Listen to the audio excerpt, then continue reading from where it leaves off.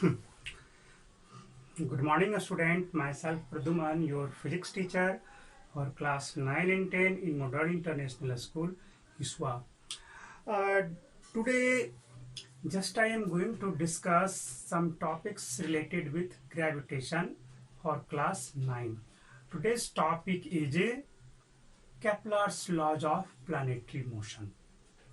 In previous day, just I have discussed about universal laws of gravitation, है ना। पिछले दिन मैंने आपको यूनिवर्सल लॉज ऑफ ग्रेविटेशन को डिस्कस किया, but today just I have discuss about Kepler's laws of planetary motion. Kepler साहब ने अपने टीचर्स, दैट मीन्स जो उनके गुरु थे टाइको ब्रा काफ़ी प्लानिटरी मोशन के बारे में रिसर्च कर रहे थे। उन्होंने बहुत सारे थ्योरी को लिखा था, बट वो इम्प्लीमेंट में नहीं आ पाया था।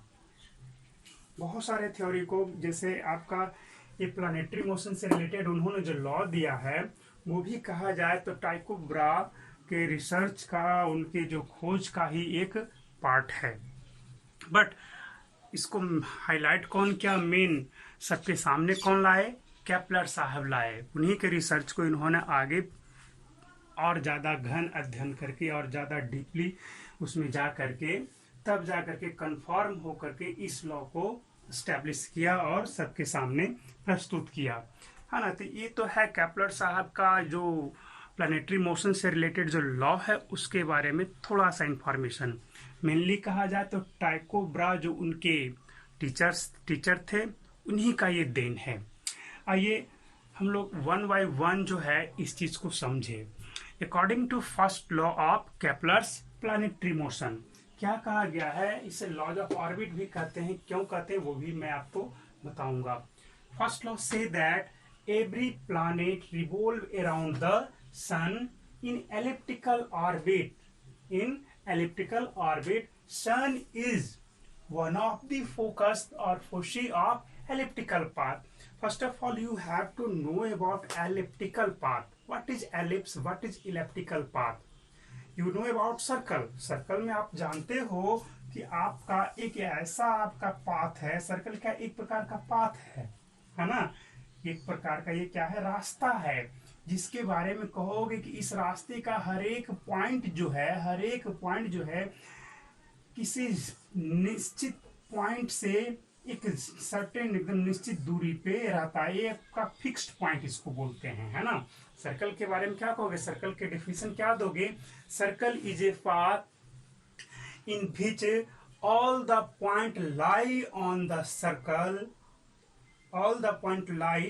the distance between all the point lie on the circle from a fixed point is constant। ये सर्कल का डेफिनेशन हो गया। सर्कल क्या है? एक आपका पाथ है, या लोकस भी जिसको हम लोग कह सकते हैं, जिसके बारे में क्या कहोगे कि सर्कल के ऊपर सारे जो बिंदु हैं किसी निश्चित पॉइंट से निश्चित दूरी पे रहते हैं, यानी कि कांस्टेंट डिस्टेंस पे रहते हैं। ये आपका फिक्स पिन, हाँ, और that point is called, that fixed point is known as the centre of the circle. ये तो आप लोग जानते ही हो, या ये आपका डिस्टेंस है। उसी तरह से एलिप्स के बारे में क्या कहोगे? एलिप्स इज ए शेप और path in which sum of the distance from two fixed point to all of the point lie on this path is constant. ये कहा गया। फिर से समझो, क्या कहा गया कि एलिप्स इज ए पाथ और shape in which the sum of the distance from two fixed points to the point lie on this path is constant। कहने का मतलब हमारे ये दो फिक्स्ड पॉइंट हैं। These two fixed point is called as focus of the elliptical path। जैसे देखो, ये क्या है? हमारा F1 है। यहाँ पर एक पॉइंट है, ये डिस्टेंस और ये डिस्टेंस हुआ, ये हुआ आपका, इसको R1 और ये R1 डैश, ठीक है। यहाँ पर एक पॉइंट आ गया है, यहाँ से हमने इसको ले लिया R2 और इसको R2 डैश ले लिया। यहाँ पर भी कोई पॉइंट होगा, है ना। इसको R3 और इसको R3 डैश ले लिया। यहाँ से देखो, इस फोकस से आपको हम किसके बारे में कहें, सॉरी, इस पॉइंट के बारे में देखो, आपका यहाँ से ये डिस्टेंस और ये डिस्टेंस, जैसे इस पॉइंट से ये डिस्टेंस और इस डिस्टेंस का सम, इस पॉइंट से ये डिस्टेंस और इस डिस्टेंस का सम, इस पॉइंट से यहाँ का डिस्टेंस और यहाँ का डिस्टेंस का जो सम होगा वो कांस्टेंट होता है। यही है एलिप्टिकल पाथ। ऐसे पाथ को ही हम लोग एलिप्स बोलते हैं। जैसे यहाँ पे कह सकते हो r1 प्लस r1 डैश बोलेंगे ना, देखो ये हुआ r1 और ये हुआ r1 dash is equal to r2 plus r2 dash is equal to r3 plus r3 dash. ऐसा ऐसा इनफाइनाइट पॉइंट आएंगे इस पे, है ना। तो ऐसे पाथ को हम लोग एलिप्टिकल पाथ बोलते हैं।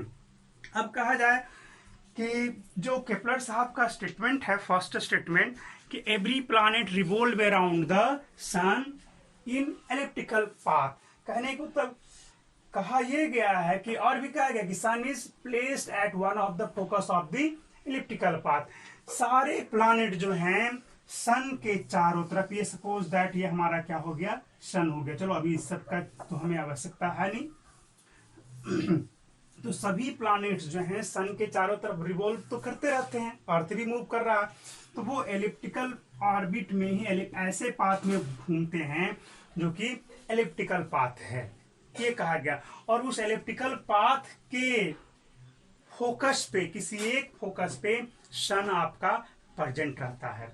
यहीं पे सन यहाँ पे है, वो तो आपका स्टेशनरी है ना, ये आपका स्टेशनरी है।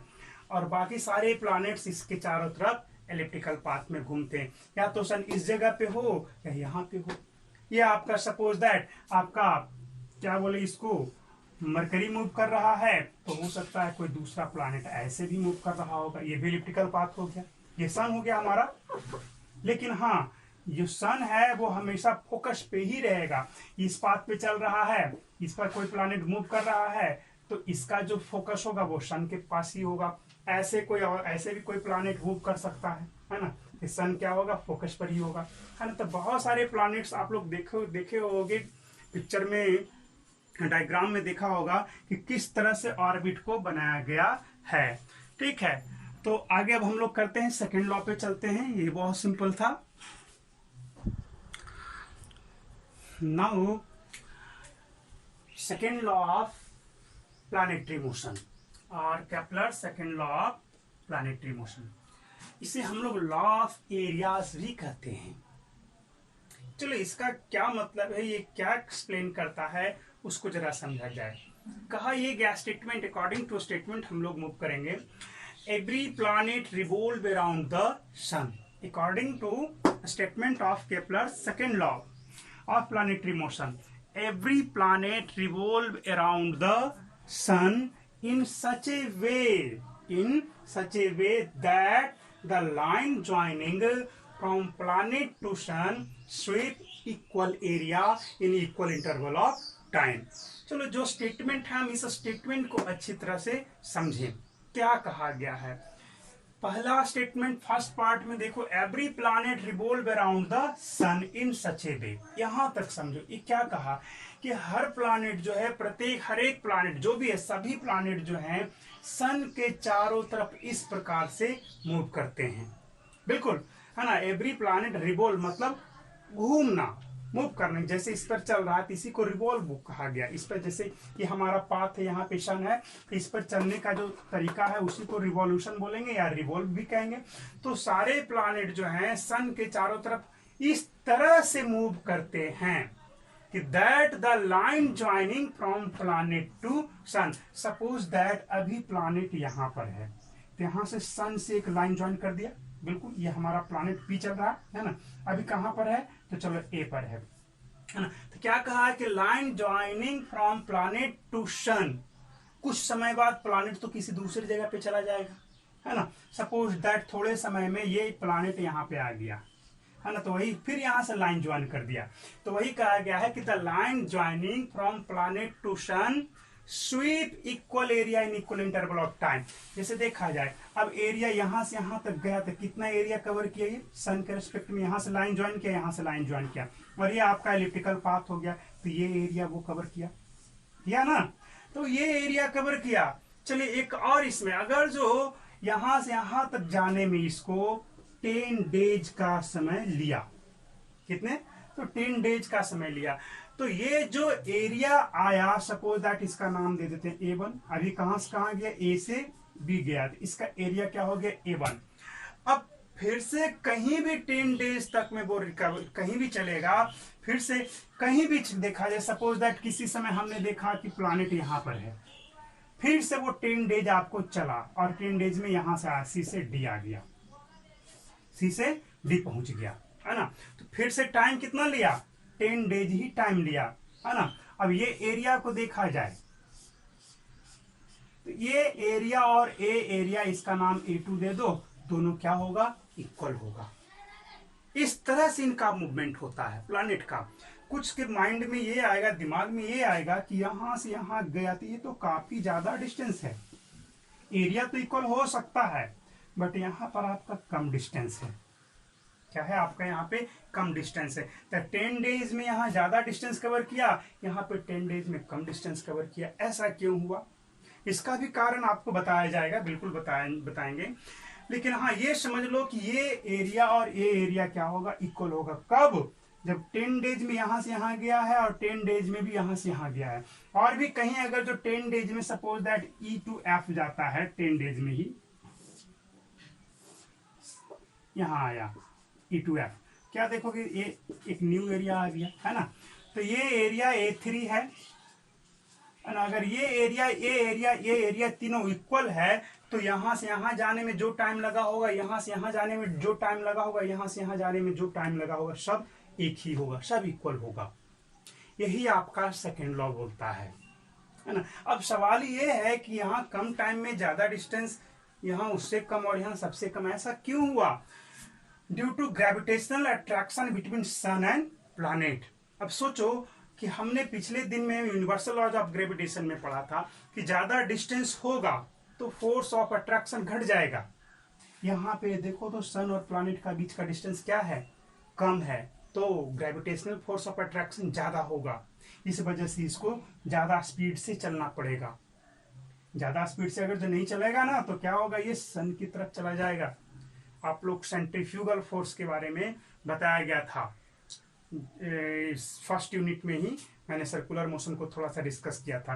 तो अगर ज्यादा स्पीड से यहाँ पे नहीं चलेगा, इस जो लिनियर वेलोसिटी कहा जाए, तो क्या होगा, वो सन की ओर अट्रैक्ट होता चला जाएगा और सन में जाकर के मर्ज हो जाएगा वो, ना। इसलिए यहाँ पर इसको ज्यादा स्पीड से चलना पड़ जाता है, वो ऑटोमेटिक आपका एडजस्ट हो जाता है।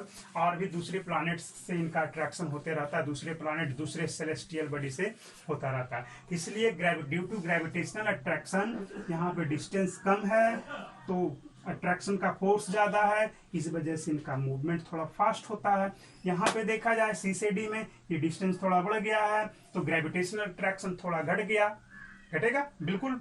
और उसी की वजह से क्या होगा, इनका जो लिनियर वेलोसिटी है वो भी थोड़ा रिड्यूस हो गया है ना। यहाँ पर भी सेम केस समझ लो। तो ये था हमारा second law of Kepler's planetary motion. Clear हो जाना चाहिए। क्या कहा गया, every planet revolve around the sun in such a way, है ना, that the line joining from planet to sun sweep equal area in equal interval of time. यानी कि इक्वल टाइम इंटरवल में इक्वल एरिया ही वो planet cover करेगा। Clear. Next topic, next देखा जाए। अब देखा जाए third law of Kepler's planetary motion. ये बहुत ही इंपॉर्टेंट है और इसमें काफी सारा कंसेप्ट भरा हुआ है, बहुत सारा कंसेप्ट इसमें है। देखो क्या कह रहा है, इसको लॉज ऑफ पीरियड भी, लॉ ऑफ पीरियड्स भी हम लोग बोलते हैं। अकॉर्डिंग टू थर्ड लॉ और law of period, every planet revolve around the sun in such a way. This is not the part of Kepler's third law. Mainly आपका यहाँ से यहाँ तक ही जो है आपका थर्ड लॉ का मेन पार्ट है। ये तो आप लोग को समझने के लिए मैंने लिख दिया है कि कोई भी प्लैनेट जो है किसी सन के चारों तरफ इस तरह से मूव करता है। ये आपको इसका स्टेटमेंट हो गया। ठीक है, क्या कहा कि every planet revolve around the sun in such a way that the cube of mean distance from planet to sun, cube of mean distance from planet to sun is proportional to the square of its orbital time period. तो ये तो बता दिया गया कि अब planet का जो मूवमेंट है सन के चारों तरफ वो इस तरह से होता है कि प्लैनेट से ये पूरा जो मूवमेंट हुआ है ना, जिसे प्लैनेट यहां से चलता गया तो हर जगह क्या है आपका डिस्टेंस कांस्टेंट नहीं है, डिस्टेंस आपको बदल रहा है। हर एक सेकंड में आपको थोड़ा थोड़ा सा डिस्टेंस क्या हो रहा है, वेरी करते जा रहा है। क्या देख रहा है? तो इसी के बारे में बोला कि ये डिस्टेंस तो आपका फिक्स है नहीं, है ना। तो क्या बोला कि इन सारे डिस्टेंस का क्या होगा, एक मीन डिस्टेंस होगा। हालांकि कहा जाए मेजर एक्सिस और माइनर एक्सिस जो होता है ना, उसी का जो एवरेज लिया जाता है, शायद उसी से रिलेटेड कुछ होता है मीन डिस्टेंस, है ना। देखा जाए तो यहां पर से ये सारे डिस्टेंस का एवरेज ले लोगे। सपोज दैट 100 यहाँ पे है, 100 डिस्टेंस है सपोज दैट, और 100 टाइप का लेंथ है R1 R2 R3। तो क्या करोगे मीन डिस्टेंस के लिए, R1 plus R2 plus R3 plus R4 plus dot dot dot R100 divide by 100 करेंगे, वही हो गया इसका मीन डिस्टेंस, है ना। प्लैनेट से सन का ये डिस्टेंस सारे को ऐड करेंगे, और जितना नंबर ऑफ डिस्टेंस आपने ऐड किया है उतना से डिवाइड कर दोगे तो मीन डिस्टेंस हो जाएगा। तो सपोज दैट किसी प्लैनेट का मीन डिस्टेंस है r, और टाइम पीरियड क्या बोला गया, ऑर्बिटल टाइम पीरियड, ये पता है। तो प्लैनेट जब यहां से चलना शुरू किया है, तो जब यहां से घूमते हुए इस जगह पे आ गया, यहां से चलते चलते चलते चलते जब इस जगह पे घूम करके आ गया, तो इसको एक रिवॉल्यूशन बोलते हैं। और time taken to complete one revolution is called its orbital period और टाइम पीरियड, है ना।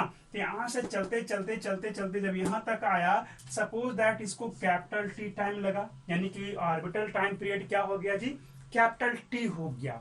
हम चल रहे हैं किसके लिए, ये हमारा सन हो गया, ये हमारा मरकरी हो गया, मरकरी या मार्स भी ले सकते हो, कोई कुछ भी आप ले सकते हो, कुछ उसके लिए रिस्ट्रिक्शन नहीं है ना।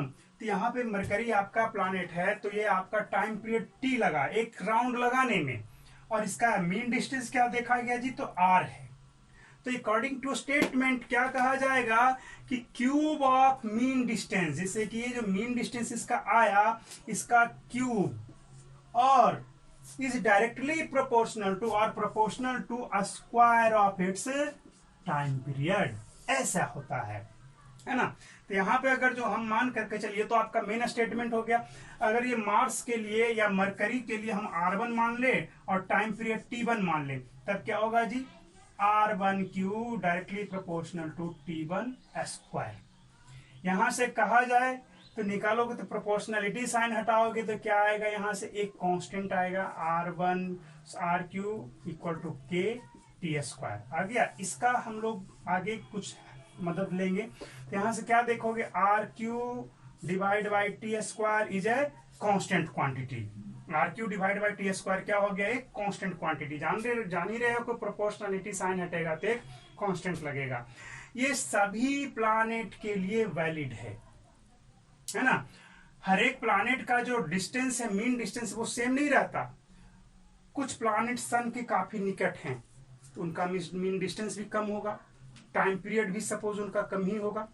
कुछ प्लैनेट बहुत दूर में है तो उनका मीन डिस्टेंस भी ज्यादा होगा, टाइम पीरियड जो 1 रिवॉल्यूशन का है वो भी ज्यादा होगा, है ना। तो उसी तरह से आपने क्लास 8 में इस चीज के बारे में पढ़ा होगा। तो सपोज दैट मरकरी के लिए कहा जाए तो आपका मीन डिस्टेंस R1 है और टाइम पीरियड क्या है, T1 है। तो थर्ड लॉ के अकॉर्डिंग चलोगे तो आपका R1 cube divide by T1 square is equal to K हो जाएगा। ये किसके लिए हो गया, आपका मरकरी के लिए हो गया। अब और आगे देखा जाए, ये तो मरकरी के केस में था। अब अगर हम ले लें जुपिटर के लिए ले लें, तो जुपिटर तो काफी दूर है, हो सकता है उसका डिस्टेंस R2 है। ये यहाँ पे नहीं, बड़ा सा ऑर्बिट बन जाएगा इसके लिए। तो उसके लिए मान लेते हैं कि जुपिटर जब एक राउंड पूरा लगाता है सन के चारों तरफ, तो T2 टाइम ले रहा है, और उसका मीन डिस्टेंस क्या है, जैसे इसमें मीन डिस्टेंस हमने R लिखा था, उसके लिए R2 ले लेते हैं।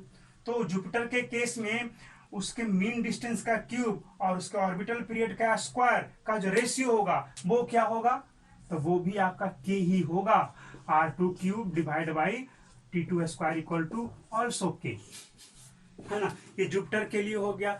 वेनस आपका और भी प्लैनेट्स है ना, उन सब के लिए ले लेते हैं हम लोग। वेनस के लिए ले लें तो उसके लिए सपोज दैट ये r3 है मीन डिस्टेंस वेनस के लिए, और टाइम पीरियड क्या है उसका t3 है, तो उसके लिए क्या हो जाएगा r3 का square divide by t3 sorry q square equal to k हो जाएगा। अब चलो ये तो हुआ, अगर ये रेशियो फर्स्ट के केस में जो हमारा आया था, किसके लिए माना था इसको, मरकरी के लिए, तो मरकरी के केस में उसके मीन डिस्टेंस का क्यूब और टाइम पीरियड का स्क्वायर का अगर के सपोज दैट अगर जो 500 आता है या आपका 1000 ही क्यों नहीं आ जाए, कुछ भी हो जो कांस्टेंट हो, तो फिर इसके केस में भी आपका, इसके केस में भी वो 1000 ही होगा, है ना। जुपिटर के केस में भी आपका वो 1000 ही होगा, वेनस के केस में भी रेशियो जो है वो 1000 ही होगा। यही कहा जा रहा है केप्लर्स का थर्ड प्लैनेटरी मोशन का जो मेन स्टेटमेंट है, कि उनका जो ये जो क्यूब ऑफ जो मीन रेडियस है directly proportional to square of the time period, ये कांस्टेंट क्वांटिटी आपको वेरी नहीं करता। इनका रेशियो क्या आया था ना, तो वो क्या 100 हो 200 हो 500 हो 1000 हो, वो आपका फिक्स है, वो सभी प्लैनेट के लिए हो जाएगा। मरकरी के लिए भी उसके मीन रेडियस का क्यूब टाइम पीरियड का स्क्वायर का रेशियो निकालोगे तो 1000 आता है, तो जुपिटर के लिए भी वो रेशियो 1000 ही होगा, वेनस के लिए भी 1000 होगा, मार्स के लिए भी 1000 ही होगा। ऐसा मैंने सपोज किया कि 1000 होगा, तो रेशियो तो कुछ भी आएगा वो तो आपका निकालने पर पता चल जाएगा। तो ये था Kepler's laws of planetary motion, मैंने तीनों लॉ को एक्सप्लेन कर दिया। Next is tomorrow.